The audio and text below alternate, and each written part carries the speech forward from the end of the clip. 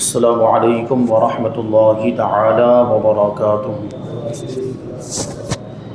نحمده ونصلي ونسلم على رسوله الكريم اما بعد فاعوذ بالله من الشیطان الرجیم بسم اللہ الرحمن الرحیم ان اللہ وملائکته یصلون علی النبی یا ایہا الذین آمنوا صلوا علیہ وسلموا تسلیما اللہم صل علی سیدنا ومولانا محمد معدن الجود والکرم وآلہ الکرام وابنہ الکریم وبارک وسلم صلاۃ وسلاما علیک یا رسول اللہ صلی اللہ تعالی علیہ وسلم۔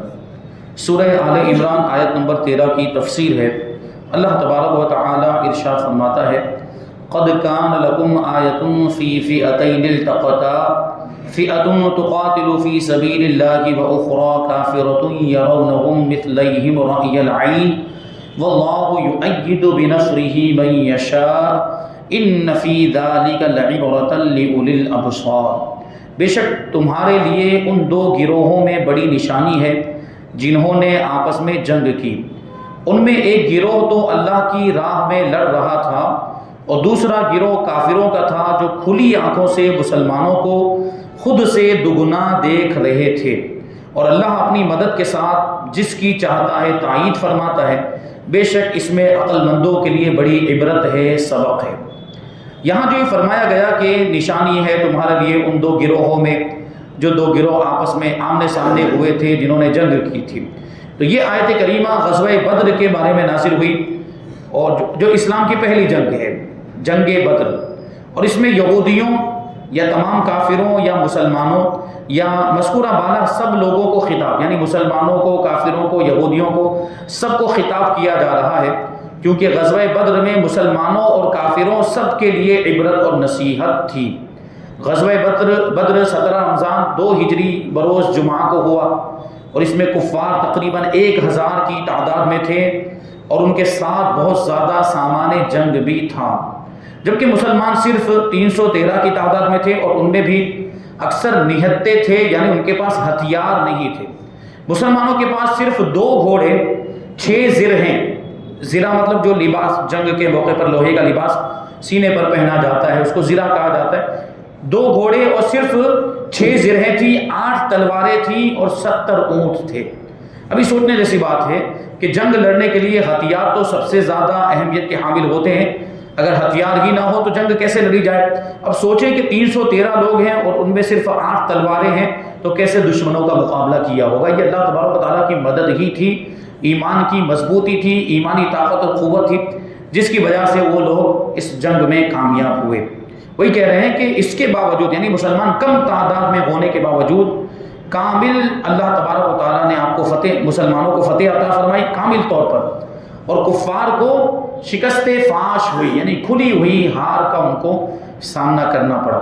لہٰذا یہ فتح اللہ تبارک و تعالیٰ کی نشانیوں میں سے بہت بڑی نشانی ہے۔ اور یہاں پہ جو فرمایا کہ دوسرا جو گروہ تھا وہ کافروں کا تھا، اور وہ اپنی آنکھوں سے، ماتھے کی آنکھوں سے مسلمانوں کو اپنے آپ سے دگنا دیکھ رہے تھے۔ جنگ بدر میں اللہ تبارک و تعالیٰ نے مسلمانوں کی کئی اعتبار سے مدد فرمائی۔ ایک تو فرشتے نازل فرمائے، فرشتوں کے ذریعے اللہ تبارک و تعالیٰ نے مدد فرمائی۔ الحمدللہ وہ میدان بدر ہم نے دیکھا، اور جو ایک پہاڑ ہے جس کو جبل ملائکہ کہا جاتا ہے، یہ وہی پہاڑ ہے کہ جب اللہ تبارک و تعالیٰ نے فرشتوں کو مدد کے لیے بھیجا تھا تو فرشتے سب سے پہلے اس پہاڑ پر اترے تھے، اسی وجہ سے اس پہاڑ کو جبل ملائکہ کہا جاتا ہے، کیونکہ جبل کا مطلب ہی ہوتا ہے پہاڑ، اور ملائکہ مطلب فرشتے۔ وہ پہاڑ بھی الحمدللہ ہم نے دیکھا۔ اور میدان بدر میں وہاں پر آج آپ جائیں تو ایک مسجد بنی ہوئی ہے جس کو جامع عریش کہا جاتا ہے، کیونکہ اس طرف حضور پاک صلی اللہ علیہ وسلم اور مسلمان موجود تھے، مسلمانوں کا لشکر تھا، اور اس کے سامنے کی جانب دوسری طرف کافروں کا لشکر موجود تھا۔ اور یہ جو مسجد عریش ہے، جامع عریش، یہاں پر حضور پاک صلی اللہ علیہ وسلم کا خیمہ بنایا گیا تھا جنگ کے موقع پر، جب جنگ جاری تھی، اور حضور پاک صلی اللہ علیہ وسلم اس میں تشریف فرماتے تھے، تشریف رکھتے تھے۔ اور عریش کا مطلب ہی ہوتا ہے کہ کھجور کی چھال سے بنایا ہوا، کھجور کے پتوں سے بنایا ہوا خیمہ، اس وجہ سے وہاں پر یادگار کے لیے نشانی کے طور پر مسجد بنا دی. یہ ترکی حکومت میں مسجد تعمیر ہوئی اور اس کا نام ہی رکھ دیا گیا مسجد جامع عریش. اس مسجد میں لوگ جاتے بھی ہیں، نماز بھی پڑھتے ہیں، اور وہاں میدان بدر میں بھی لوگ زیارت کے لیے حاضر ہوتے ہیں. شہدائے بدر کے مزارات پر بھی اب جانے کی اجازت ہو گئی، پہلے نہیں جانے دیا جاتا تھا، اب وہاں پر بھی حاضری دی جا سکتی ہے شہدائے بدر کے مزارات پر بھی، اور وہاں بھی ہم دعائیں کر سکتے ہیں. تو فرشتوں کے ذریعے اللہ تبارک و تعالیٰ نے جنگ بدر میں مسلمانوں کی مدد فرمائی، یہ پہلی مدد تھی. اور دوسرا یہ ہوا کہ پہلے اللہ تبارک و تعالیٰ نے مسلمانوں کی نظروں میں کافروں کو اور کافروں کی نظروں میں مسلمانوں کو کم کر کے دکھایا تاکہ مسلمانوں کا حوصلہ بڑھے. یعنی مسلمان کافروں کو کم تعداد میں دیکھیں تو مسلمانوں کا حوصلہ بڑھے، اور کافر مسلمانوں کو قلیل دیکھ کر یعنی کم دیکھ کر لڑائی کے لیے آگے بڑھیں. یعنی وہ یہ سوچیں کہ تو بہت کم تعداد میں ان کو تو ابھی ختم کر دیا جائے گا، اور وہ آگے آئیں اور مسلمانوں سے جنگ شروع کرنے میں بزدلی کا مظاہرہ نہ کریں. یہ لڑائی شروع ہونے سے پہلے ہوا. پھر جب لڑائی شروع ہو گئی تو اس آیت میں مذکور واقعہ رونما ہوا. یعنی کافروں نے جو مسلمانوں کو 2 گنا دیکھا، یا اس میں کیا تھا، حقیقت کیا تھی، اس کے بارے میں کئی اقوال ہیں کہ انہوں نے ان کو 2 گنا دیکھا. تو کنہوں نے کن کو 2 گنا دیکھا؟ تو ایک تفسیر تو یہی کی گئی ہے کہ کافروں نے مسلمانوں کو اپنے آپ سے بھی 2 گنا دیکھا، یا یہ کہ ان کی جو اصل تعداد تھی اس سے 2 گنا دیکھا. یہ مختلف اقوال ہیں. اس جملے کے کئی معنی بیان کیے گئے ہیں. پہلا معنی یہ بیان کیا ہے کہ کافروں نے مسلمانوں کو خود سے 2 گنا دیکھا، یعنی مسلمانوں کی تعداد کفار کو 2000 نظر آئی، کیونکہ کفار خود 1000 کی تعداد میں تھے. تو خود سے 2 گنا مطلب 2000 کی تعداد میں مسلمان ان کو دکھائی دیے، محسوس ہوئے، نظر آئے. اور دوسرا معنی کہ کفار نے مسلمانوں کو مسلمانوں کی تعداد سے 2 گنا دیکھا. یعنی مسلمانوں کی تعداد 313 تھی، یعنی کافروں کو مسلمان 626 دکھائی دیے، اس کے ڈبل، 313 کے ڈبل ان کو نظر آئے. اور تیسرا معنی یہ بیان کیا کہ مسلمانوں نے کفار کو خود سے 2 گنا دیکھا. یعنی مسلمانوں کی تعداد 313 تھی تو مسلمانوں نے کفار کو 313 کا ڈبل دیکھا، 313 کا 2 گنا دیکھا، یعنی کفار کو 626 کی تعداد میں دیکھا. یعنی 1000 سے کم تعداد ان کو نظر آئی، جبکہ وہ حقیقت میں 1000 تھے. یہ بھی ان کی حوصلہ افزائی کے لیے تھا. پہلی صورت یہ اللہ تبارک و تعالیٰ کی طرف سے خصوصی تائید اور مدد تھی. اسی پر فرمایا کہ اللہ تبارک و تعالیٰ اپنی مدد سے جس کی چاہتا ہے تائید فرماتا ہے، خواہ اس کی تعداد قلیل ہو، کم ہو، اور سر و سامان کتنا ہی کم کیوں نہ ہو، ساز و سامان کتنا ہی کم کیوں نہ. تو دیکھیں تعداد بھی کم ہے مجاہدین کی 313، اور ساز و سامان بھی جنگ کا اتنا زیادہ نہیں ہے، ہتھیار بھی اتنے زیادہ نہیں، گھوڑے بھی، اونٹ بھی اتنے زیادہ نہیں. اس کے باوجود اللہ تبارک و تعالیٰ نے اس موقع پر مسلمانوں کو فتح عطا فرمائی. یہ فتح مبین تھی، کھلی ہوئی فتح تھی. اللہ تبارک و تعالیٰ کی نشانیوں میں سے بہت بڑی نشانی تھی. آیت نمبر 14 میں اللہ تبارک و تعالیٰ ارشاد فرماتا ہے زُيِّنَ لِلنَّاسِ حُبُّ الشَّهَوَاتِ مِنَ النِّسَاءِ وَالْبَنِينَ وَالْقَنَاطِيرِ الْمُقَنطَرَةِ مِنَ الذَّهَبِ وَالْفِضَّةِ وَالْخَيْلِ الْمُسَوَّمَةِ وَالْأَنْعَامِ وَالْحَرْثِ ذَلِكَ مَتَاعُ الْحَيَاةِ الدُّنْيَا وَاللَّهُ عِندَهُ حُسْنُ الْمَآبِ. لوگوں کے لیے ان کی خواہشات کی محبت کو آراستہ کر دیا گیا، یعنی عورتوں اور بیٹوں اور سونے چاندی کے جمع کیے ہوئے ڈھیروں اور نشان لگائے ہوئے گھوڑے، یعنی عمدہ قسم کے گھوڑوں کو اور مویشیوں کو، چوپایوں کو، جانوروں کو اور کھیتیوں کو ان کے لیے آراستہ کر دیا گیا، ان کے لیے سجا دیا گیا، سنوار دیا گیا. یہ سب دنیاوی زندگی کا ساز و سامان ہے، اور صرف اللہ ہی کے پاس اچھا ٹھکانہ ہے. یعنی اصلی زندگی جو ہے وہ آخرت کی زندگی ہے. لوگوں کے لیے ساری چیزیں، دنیا کی چیزیں رنگین بنا دی گئی ہے، آراستہ کر دی گئی، سجا دی گئی آزمائش کے طور پر. یا تو اللہ تبارک و تعالیٰ نے ان کو آراستہ کیا، تو اس کا مطلب ہوگا اللہ تبارک و تعالیٰ نے آزمائش کے طور پر ان ساری چیزوں کو، دنیا کی چیزوں کو آراستہ کیا، مزین کیا کہ کون اچھے اعمال کرتا ہے یا پھر کون ان رنگینیوں میں ڈوب کر اللہ تبارک و تعالیٰ کے ذکر سے، اللہ تبارک و تعالیٰ کی یاد سے، اس کی عبادت سے غافل ہو جاتا ہے. یہ آزمانے کے لیے اللہ تبارک و تعالیٰ نے ان چیزوں کو لوگوں کے سامنے آراستہ کیا. یا یہ کہ شیطان نے آراستہ کیا. مختلف تفاسیر میں شیطان کی طرف بھی اس کی نسبت کی کہ شیطان نے لوگوں کے لیے خواہشات نفسانی کو آراستہ کر کے اچھا بنا کے دکھایا، ان دنیا کی چیزوں کو سنوار کر دکھایا تاکہ لوگ ان میں مبتلا ہو جائیں، دنیا کی رنگینیوں میں مبتلا ہو جائیں اور اللہ سے غافل ہو جائیں، اللہ کی عبادت سے غافل ہو جائیں. تو شیطان نے یہ کام کیا، کیونکہ شیطان کا تو مقصد ہی ہے لوگوں کو گمراہ کرنا. لوگوں کے لیے من پسند چیزوں کی محبت کو خوشنما بنا دیا گیا. یعنی اچھا دکھنے والا مزین اور آراستہ کر دیا گیا۔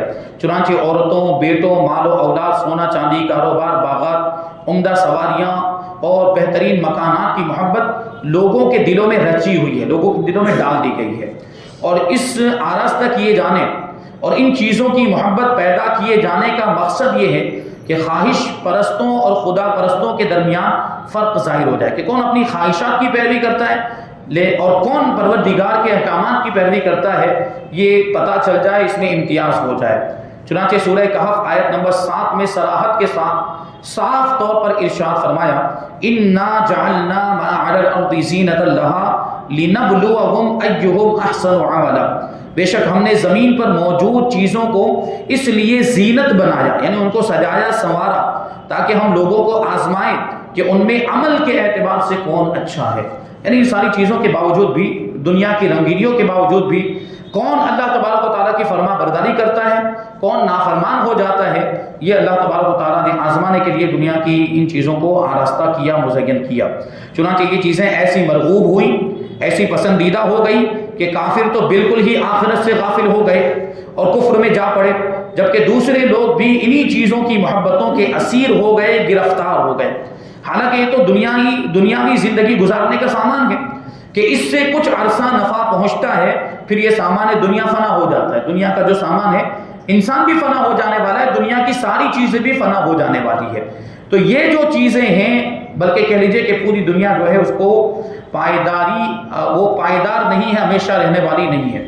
انسان کو چاہیے کہ دنیا کے سامان کو ایسے کام میں خرچ کرے جس میں اس کی عاقبت کی درستگی اور آخرت کی سعادت ہو، یعنی اس کا فائدہ آخرت میں اس کو ملے۔ دنیا کی زندگی میں اپنے مال اسباب کو، دنیا کی چیزوں کو ایسی جگہ پر خرچ کرے کہ اس کی وجہ سے اس کا فائدہ اس کو آخرت میں ملے، مطلب نیک کاموں میں، اچھے کاموں میں، دین کے کاموں میں اپنے مال و دولت کو، اپنی طاقت کو، اپنے سارے سرمایہ کو اور دنیا کی ساری چیزوں کو اچھے کاموں میں لگائے تو اس کا فائدہ ہوگا، اور غلط کاموں میں لگائے گا تو اس کا نقصان ہوگا، آخرت میں اس کا عذاب بھگتنا پڑے گا۔ یہ تمام چیزیں اگر دنیا کے لیے رکھی جائیں تو یہ دنیا ہو جاتی ہیں، اور اگر اطاعت الہی میں مدد و معاونت کے لیے رکھی جائیں تو دین بن جاتی ہے۔ جیسے مال ہی ہے، یہ مال اگر گناہ کے کام میں خرچ کیا جائے تو وہ وبال جان بن جاتا ہے، عذاب کا سبب بن جاتا ہے، لیکن وہی مال اگر دین کے کام میں خرچ کیا جائے تو ثواب کا ذریعہ بن جاتا ہے۔ تو یہی فرق ہے۔ جیسے بیوی، اولاد، مال، سواری، زمین وغیرہ تمام چیزیں اگر اپنے دین کی حفاظت اور اللہ کی اطاعت میں معاونت کے لیے ہوں تو یہی چیزیں قرب الہی کا ذریعہ بن جاتی ہیں۔ جیسے حضرت عثمان غنی رضی اللہ تعالیٰ عنہ کا مال دنیا نہیں بلکہ دین تھا، کیونکہ انہوں نے دنیا کے لیے مال خرچ نہیں کیا تھا، انہوں نے دین کے لیے مال خرچ کیا تھا، حضرت عثمان غنی۔ اور اسی طرح بہت سارے صحابہ کرام اور بعد میں بھی بہت سارے ایسے لوگ ہوئے جنہوں نے اپنا جو مال تھا وہ اللہ کی راہ میں خرچ کیا، یعنی دین کے کاموں میں، دین کی خدمت کے لیے خرچ کیا۔ تو اس کے ساتھ فرمایا کہ دنیا کا سامان تو محض ایک سامان ہی ہے، رغبت و محبت اور حرص و طلب کے قابل تو رضا الہی کا مقام یعنی جنت۔ یعنی انسان کو خواہش کس کی ہونی چاہیے؟ اللہ تبارک و تعالیٰ کی رضا کی خواہش ہونی چاہیے کہ ہم سے ہمارا رب راضی ہو جائے، یہی اس کا بنیادی مقصد ہونا چاہیے۔ اور اللہ تبارک و تعالیٰ کے راضی ہونے کا، رضا الہی کا آخری مقام کیا ہے؟ جنت۔ یعنی اللہ تبارک و تعالیٰ اگر ہم سے راضی ہو گیا تو ہمیں جنت ملے گی۔ تو جنت کی خواہش کریں اور جنت میں لے جانے والے کام کریں، اپنے رب کو راضی کرنے کی کوشش کریں، اور دنیا کی ساری چیزوں کا رخ اسی طرف موڑ دیں۔ اپنے مال کو بھی پھر اللہ کی رضا کے لیے خرچ کریں، اپنی اولاد کو، اپنی بیوی بچوں، جو کچھ بھی دنیا کی چیزیں اس کو ملی ہیں ان کا استعمال ویسا ہونا چاہیے جیسا کہ اللہ تبارک و تعالیٰ نے حکم دیا ہے، غلط استعمال نہیں ہونا چاہیے۔ لہٰذا جنت کی رغبت کرنی چاہیے اور اس کے حصول کے لیے کوشش کرنی چاہیے۔ ہمارے لیے اس آیت میں بہت ہی اعلیٰ درس اور سبق موجود ہے۔ ہم مسلمانوں کی اکثریت بھی انہی دنیاوی چیزوں کی محبت میں مبتلا ہے۔ اہل خانہ اور اولاد کی وجہ سے حرام کمانا، مال و دولت کو اپنا مقصود اصلی سمجھ لینا، یعنی کچھ لوگ تو اس طریقے سے مال کماتے ہیں اور مال کمانے میں اس طرح مستغرق ہو جاتے ہیں، ڈوب جاتے ہیں کہ ایسا لگتا ہے کہ وہ کمانے کے لیے ہی پیدا ہوئے ہیں اور اس کے علاوہ ان کا کوئی دوسرا مقصد ہی نہیں ہے، مال کمانا ہی ان کا مقصد ہے۔ ان کے ظاہر کو دیکھ کر ایسا لگتا ہے، کیونکہ وہ مال کمانے میں ایسے مصروف ہو جاتے ہیں، ایسے لگ جاتے ہیں، مشغول ہو جاتے ہیں، منہمک ہو جاتے ہیں کہ ایسا محسوس ہوتا ہے کہ ان کا مقصد اصلی صرف مال کمانا ہی ہے، جبکہ انسان کا مقصد اصلی مال کمانا نہیں ہے۔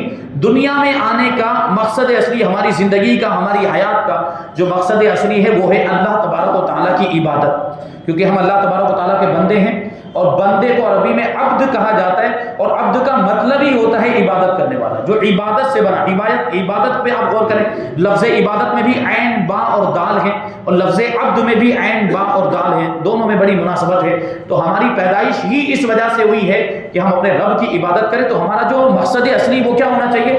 اللہ کو راضی کرنا، یہ ہماری زندگی کا اصلی مقصد ہونا چاہیے۔ تو مال بھی کمائیں تو اللہ کو راضی کرنے کے لیے کمائیں، اور ماں بچوں کو کھلا رہے ہیں یہ، اور بیوی کو اگر کھلا رہے ہیں، ان کی ضرورتوں کو پورا کر رہے ہیں، تو اس میں بھی رضائے الہی پیش نظر ہونی چاہیے۔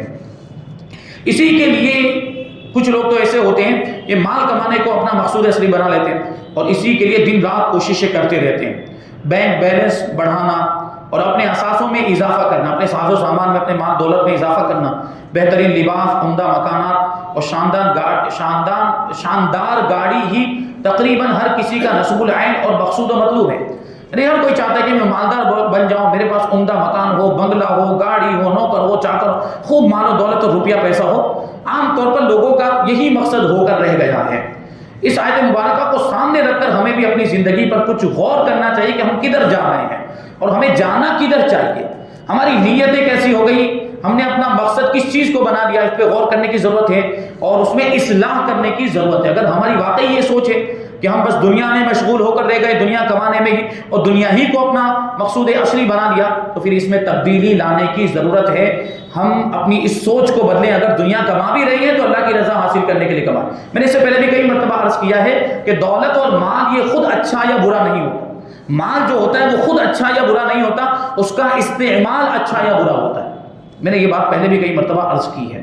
آیت نمبر 16 میں اللہ تبارک و تعالیٰ ارشاد فرماتا ہے، قُلْ أَنَبِّئُكُمْ بِخَيْرٍ مِّن ذَلِكُمْ لِلَّذِينَ اتَّقَوْا عِندَ رَبِّهِمْ جَنَّاتٌ تَجْرِي مِن تَحْتِهَا الْأَنْهَارُ خَالِدِينَ فِيهَا وَأَزْوَاجٌ مُطَهَّرَةٌ وَرِضْوَانٌ مِّنَ اللَّهِ وَاللَّهُ بَصِيرٌ بِالْعِبَادِ الَّذِينَ يَقُولُونَ رَبَّنَا إِنَّنَا آمَنَّا فَاغْفِرْ لَنَا ذُنُوبَنَا وَقِنَا عَذَابَ النَّارِ۔ یہ آیت نمبر 15 بھی ہے اور آیت نمبر بھی 16 بھی ہے، دو آیتیں ہیں۔ اس کا ترجمہ ہے کہ اے حبیب تم فرماؤ، کیا میں تمہیں ان چیزوں سے بہتر چیز بتاؤں؟ سنو، وہ چیز یہ ہے کہ پرہیزگاروں کے لیے ان کے رب کے پاس جنتیں ہیں، باغات ہیں جن کے نیچے نہریں جاری ہیں، ان میں وہ ہمیشہ رہیں گے، اور ان کے لیے پاکیزہ بیویاں ہیں، یعنی جنت کی حوریں ہیں، اور اللہ کی خوشنودی ہے، اللہ کی رضامندی ہے، اور اللہ بندوں کو دیکھ رہا ہے۔ وہ جو کہتے ہیں اے ہمارے رب ہم ایمان لائے ہیں تو تو ہمارے گناہ معاف فرما دے اور ہمیں دوزخ کے عذاب سے بچا دے۔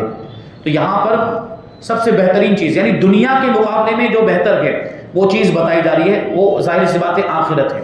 سبحان اللہ، دنیا کی حقیقت بیان کرنے کے بعد کتنے دل نشین اور حسین اور خوبصورت انداز میں جنت اور رضائے الہی کی طرف دعوت دی جا رہی ہے، بلایا جا رہا ہے۔ چنانچہ اس فرمان کا خلاصہ یہ ہے کہ اے حبیب صلی اللہ علیہ وسلم، دنیا کی حقیقت اور فنائیت سمجھانے کے بعد تم لوگوں سے فرما دو کہ کیا میں تمہیں عورتوں، بیٹوں، مال و اولاد، سونا چاندی، کاروبار، باغات، عمدہ سواریوں اور بہترین مکانات سے اچھی، عمدہ اور بہتر چیز نہ بتا دوں؟